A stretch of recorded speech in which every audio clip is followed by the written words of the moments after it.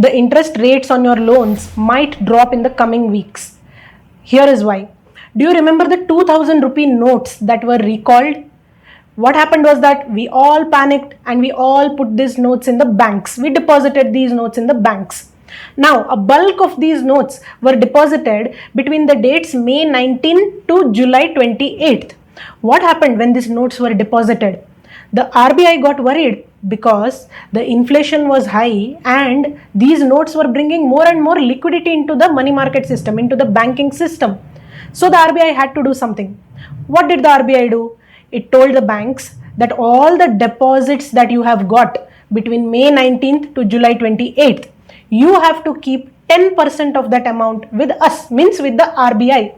So it is called cash reserve ratio, whatever the amount banks have to keep with the RBI.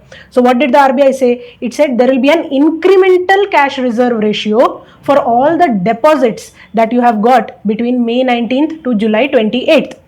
And so what happened? The banks, if they got 100 rupees, they have to keep 10 rupees with the RBI as an ICRR, that is incremental cash reserve ratio.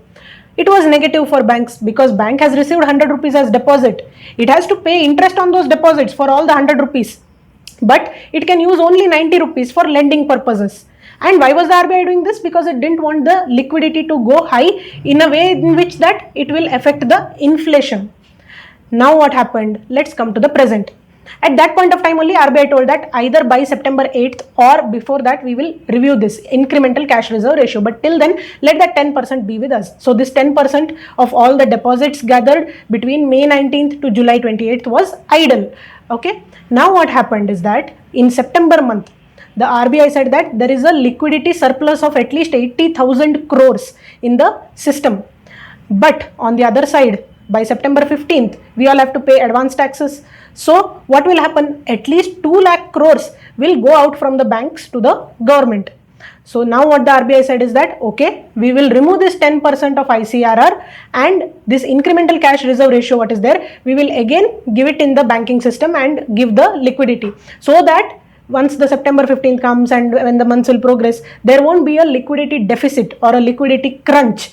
So that is why the RBI told that, okay, and for many other factors also, which the RBI has studied and knows best, what the RBI has finally told is that they will remove this ICRR and in a very phased manner by October 7th, in a very phased manner from September itself, but by October 7th, it will be completely removed and these amounts will be given back to the banks so that they can use it for other purposes.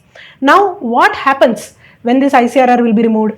Banks will get back their money, that deposit which they had gathered and kept with the RBI. So they didn't have that 10% money for their other lending purposes. But now what will happen? Banks will get back that money. They will have more money for lending purposes. Also, because the liquidity with the banks will grow, what will happen is that interest rates can reduce because the banks will have more liquidity.